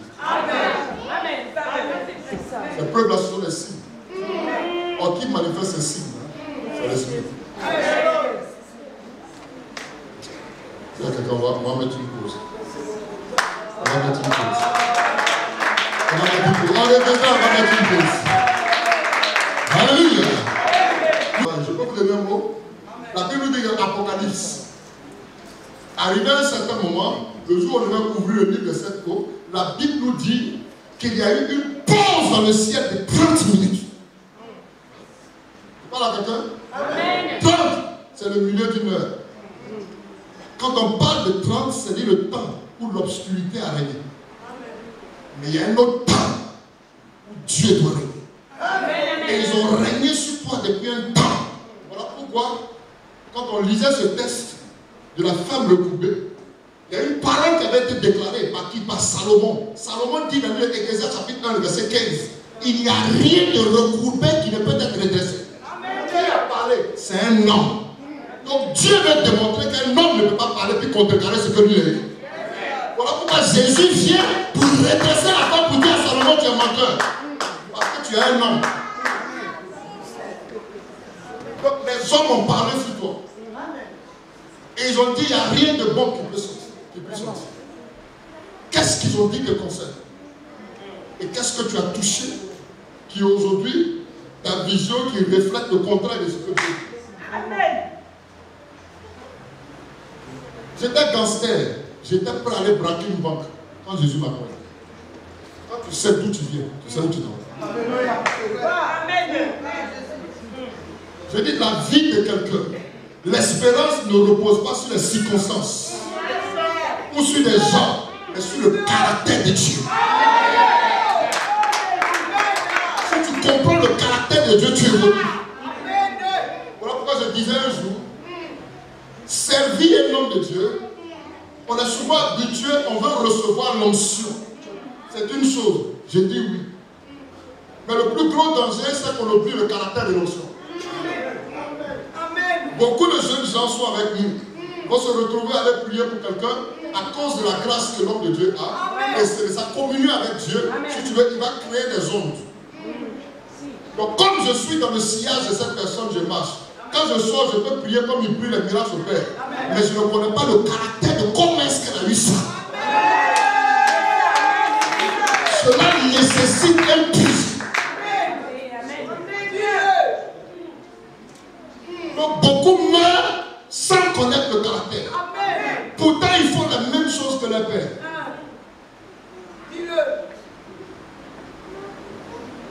Je dis avis à celui qui veut aller loin. Si tu n'honores pas ton père ou ta mère, il y a une promesse qui est suivie, tu ne recevras pas. Amen. Quand je me retrouvais avec le feu prophète avec mon père, on s'est retrouvé un jour en mission. Je vais vous dire quelque chose qui va vous choquer. J'étais à quelques temps de me marier. On va en Côte d'Ivoire, on va en mission. Et à la croisade, Dieu a guéri, mais il a guéri, mais pas possible. Quand on rentre, on était à l'hôtel. Le vieux père et moi, dans la même chambre. Parce que j'ai tout abandonné. J'ai abandonné mon travail de sapeur-pompier pour le servir. J'avais un enfant, j'ai un enfant. Mon aîné, c'est un garçon, il a Côte d'Ivoire. Je le nourris comment? Le Seigneur me dit, laisse tout pour le servir. Parce que quand j'ai vu l'homme, je savais que Dieu l'utilisait. Mais quand il doit rentrer chez lui le soir, tout le monde l'attend encore. Donc, 9h, 3h, 4h, 5h du matin, il est encore là, alors que toute la journée, il est en train de servir. Donc, je viens, qu'est-ce que je vais faire? J'ai dit, moi, Dieu m'a amené en tant que militaire. Militaire, il y a une hiérarchie, on ordonne les choses. Je suis venu, j'ai abandonné mon travail. Et j'ai commencé à régler les gens. Ici, quand il rentre, il doit dormir. Parce que si cet homme-là peut avoir du temps de repos, il sera en bénédiction pour la nation et pour toutes les nations. Donc je suis venu avec cette vision, j'ai abandonné tout. Et on se retrouve en croisade. Sa femme n'est pas là. Papa, il a fini de prêcher. Premier jour. Excusez-moi l'expression. Hein. Il a enlevé sa culotte, s'est mouillé, il a déposé. Deuxième jour, il a déposé. Troisième jour, il doit aller prêcher, il n'y a pas de culotte. On est deux dans la maison. Il a prêché tout le temps, il rentre, il est fatigué. Il finit de se laver, il va se coucher. Et je suis face à la réalité, culotte. Pour celui qui veut comprendre, si. Amen. Je regarde le son, man of God. Merci. Donc je regarde, et puis je prends la culotte, je chante, et puis je lave. Amen. Avec joie. Amen. Avec zèle. S'il était avec amour, s'il n'était pas dit aujourd'hui, est-ce que c'est écrit sur mon dos la veille de Calais? Quand il s'est levé le matin, et qu'il s'est levé, il a vu ça, il m'a regardé. Il a fait un petit sourire, il a fait ça. C'était plus qu'une prière. Amen. 2 jours après, je me retrouve à une veille. Ce que j'ai vu Dieu faire, je vois mon père expliquer sur la chaîne. Il y a des choses qui nécessitent des actes. Amen. Vous voulez toujours recevoir, mais il y a des mystères, il y a des secrets qui déclenchent. J'ai commencé à voir Dieu opérer. Une femme à qui on a coupé les trompes. Le Seigneur me dit, pose la main, je pose. 2 jours après, une semaine, 1 mois après, elle vient, elle me dit, elle ne comprend pas, parce qu'elle commence à avoir la nausée. Je vais prier pour un mort, il ressuscite. Je commence à voir des choses, je me pose des questions. Le Seigneur va me rappeler que l'acte que tu as posé, tu es rentré dans l'intimité. Parce que la culotte, c'est l'intimité de ton Père. Vous voyez pourquoi Jean a pu parler? Jean a dit que la tunique du Seigneur, comment est-ce que Jean, dans l'Apocalypse, a pu dire sur la cuisse du Seigneur et dire au roi des rois, Seigneur des Seigneurs? Jésus s'habille en robe bleue. Comment est-ce qu'il a pu voir ça? C'est parce qu'il vivait dans l'intimité de Dieu. Tu vas voir des choses cachées de ton Père, rentre dans son intimité. Souvent des pères, des mères, des pasteurs ont des besoins qu'ils n'expriment pas. Pour rentrer dans l'intimité. Tu vas voir, des gens vont te jalouser. Des gens vont te jalouser. Il y a des prières qu'on n'adresse pas. On touche l'intimité. Voilà pourquoi la Bible dit quand Eliezer de Damas devait aller chercher une femme pour Isaac. Abraham dit, il faut mettre des mains sur mes cuisses. Rentre dans mon intimité. Quand Eliezer de Damas est parti chercher la femme, la Bible dit que la femme qu'il allait chercher, Isaac n'est pas parti. La femme a plu à Abraham et la femme a plu à Isaac. Pourtant, l'enfant n'est pas parti. C'est parce qu'il est rentré qu'il a commencé à voir comme Abraham voyait. Il a vu des choses mystérieuses. Il a su que cette femme-là, elle peut plaire à Abraham, elle peut plaire à Isaac. Quand Isaac l'a vu, son sourire, il a oublié sa mère. Elle est morte. Vous comprenez ce que je viens de vous dire? Je ne sais pas pourquoi Dieu a permis que j'ouvre cette parenthèse. Parce qu'il est l'heure. On a besoin de fils, on n'a plus besoin d'enfants. Parce que la Bible nous dit, dans le Galates chapitre 4, verset 1, or, conjonction de coordination. Aussi longtemps que l'héritier est un enfant, il ne diffère en rien d'un esclave. Quoi qu'il soit maître de tout, il est sous des tuteurs, sous des administrateurs, jusqu'au temps fixé par le Père. Quand le Père a pris conscience qu'il a quitté l'état d'enfant pour être fils, en ce moment, il va lui donner son héritage. Et comme Israël, les Juifs reconnaissent qu'il faut une cérémonie à l'âge de 30 ans pour dire maintenant tu es fils, Jésus, après l'âge du baptême, c'est là que le Père va dire celui-ci est mon fils. Dis à quelqu'un, tu as trop parlé. Quand quelqu'un dit il a trop parlé, laisse-nous respirer. Voilà. Le temps de la respiration, c'est pour que tu baisses la tête et que tu médites sur tout ce que Dieu dit. Amen. On va baisser la tête. Et je vais t'amener à réfléchir, à penser à tout ce qui a été dit. Est-ce que je suis un pion essentiel pour cette œuvre? Et comment est-ce que je vois sa servante? Est-ce que j'ai encore la vision de la terre? Est-ce que je suis encore recoupé, c'est comme cette femme? Depuis des années dans l'église, rien n'évolue parce que je n'ai pas la vision du ciel. Parce que le ciel est venu à ta rencontre. L'esprit est venu vers toi. Pour qu'il y ait une connexion, un changement radical. Parce que quand Christ vient, il vient pour nous affranchir. Il ne vient pas pour toi, mais il vient pour quelqu'un d'autre. Chaque fois que Jésus a touché quelqu'un, c'est parce qu'il visait quelqu'un d'autre. Et Jésus t'a croisé aujourd'hui parce qu'il vise un Nathanaël. Il vise quelqu'un d'autre qui est un don de Dieu, mais qui est caché. Dans ta famille, dans ton entourage, dans ton travail, dans tout lieu où tu te trouves, le Seigneur a quelque chose à faire. Et il compte sur toi. Donc le Seigneur t'a saisi de ta maison, t'a amené dans ce lieu-là, parce qu'il a quelque chose à accomplir avec toi. Et si tu crois que c'est possible, tu vas dire au Seigneur, ce jour, c'est mon heure. Que le ciel vienne, afin que j'accomplisse ce pour lequel on m'a appelé. Prions le Seigneur. Prie le Seigneur, s'il te plaît. Prie le Seigneur, s'il te plaît. Prie le Seigneur, s'il te plaît. Prie.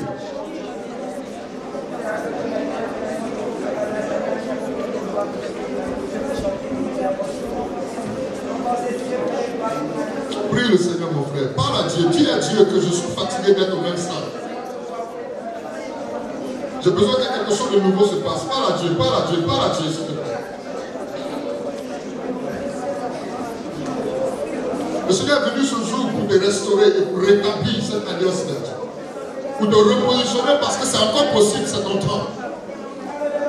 Il est venu pour te dire que tout ce que le monde a pu dire dans le passé n'a pas d'impact sur toi parce que c'est lui la vérité, c'est lui qui a l'impact sur toi. Il est ton créateur. Comme on amène un véhicule défectueux sur le mécanicien, de même il veut revenir à toi. Il veut rétablir certaines données, il veut te repositionner. Alors parle à Dieu, s'il te plaît. Oh, maman,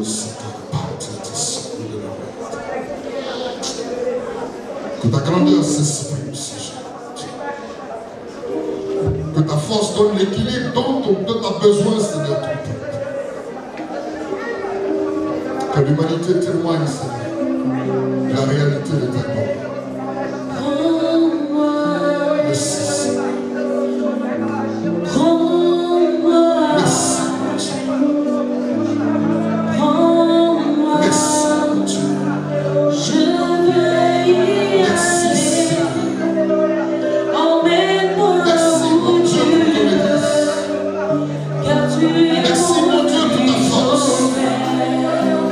Merci Seigneur pour ta présence.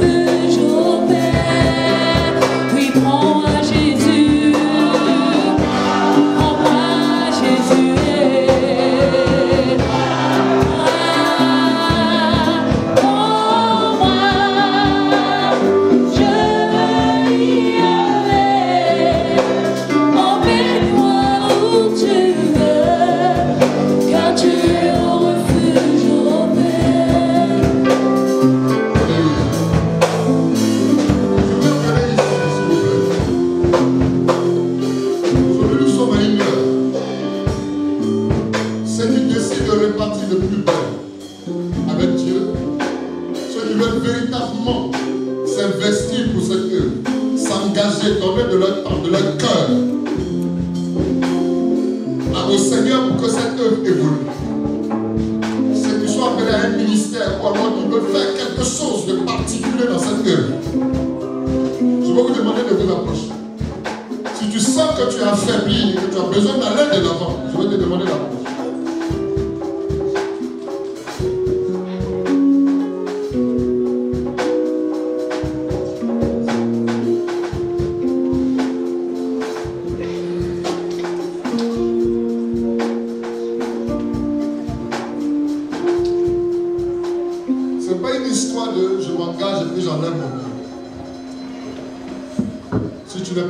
Continuer à t'investir, à investir de ton cœur pour le Seigneur, Dieu ne va pas t'en vouloir à cette place. Parce que ce que j'appelle ici, on engage notre ministère pour prier pour vous. Si vous jouez avec, je ne serai pas responsable de ce qui va vous arriver. Mais vous avez tout à gagner.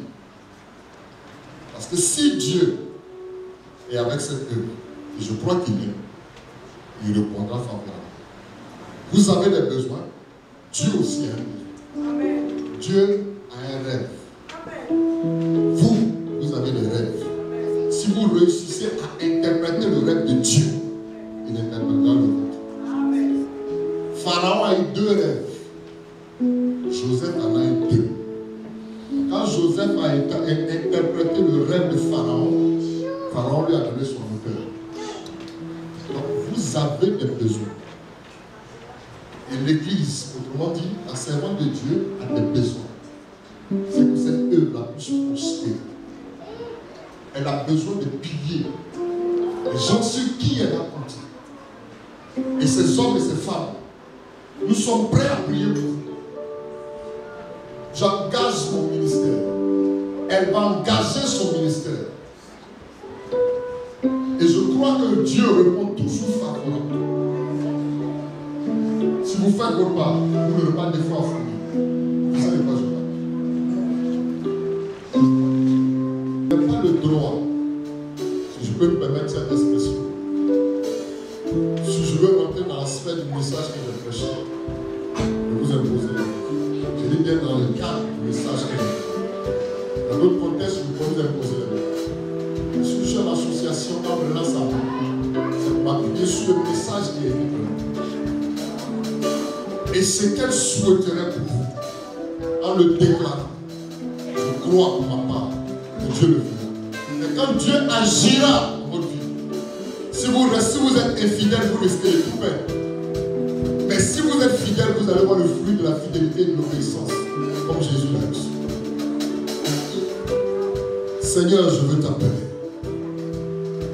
Toi, le Dieu du in-intégrité. Ma foi basée en toi m'a amené à voir la puissance qui réside dans l'obéissance, dans la soumission et dans le service. Tu m'as donné d'avoir des fils et des filles parce que j'ai été fils. Aujourd'hui, je suis père. Et j'ai parlé, Seigneur, en conséquence des causes, parce que cette œuvre veut prendre de l'envol. Et ta servante se retrouve seule, elle a besoin de piliers. Je crois, mon Dieu, que cette parole n'est pas tombée dans de mauvaises terres. Mais tu as dit dans ta parole, dans le Nombre chapitre 14, verset 28, je ferai de vous tel que vous aurez dit à mes oreilles. Je veux, mon Dieu, mon roi, implorer ta fidélité et que ta parole qui est esprit et vie, qui sera annoncée par ta servante, par cette prière qu'elle déclarera pour son peuple, ici présent. Pour ceux-là même qui ont décidé de se présenter, mon Dieu, comme des piliers, que chaque prière ne tombe pas à terre sans que tu les écoutes à cause de l'alliance que tu as avec eux. Que tous ceux qui sont là rentrent sous son alliance, puissent, mais ils s'aiment également dans le nom précieux de notre Seigneur Jésus. Que cette parole soit comme un revêtement pour eux. Que cette prière soit comme un bouclier pour eux. Que cette prière soit comme une clé qui leur ouvre les portes. Que cette prière soit comme puissante pour casser les barrières. Dans le nom puissant de Jésus-Christ de Nazareth. Restez là sur place.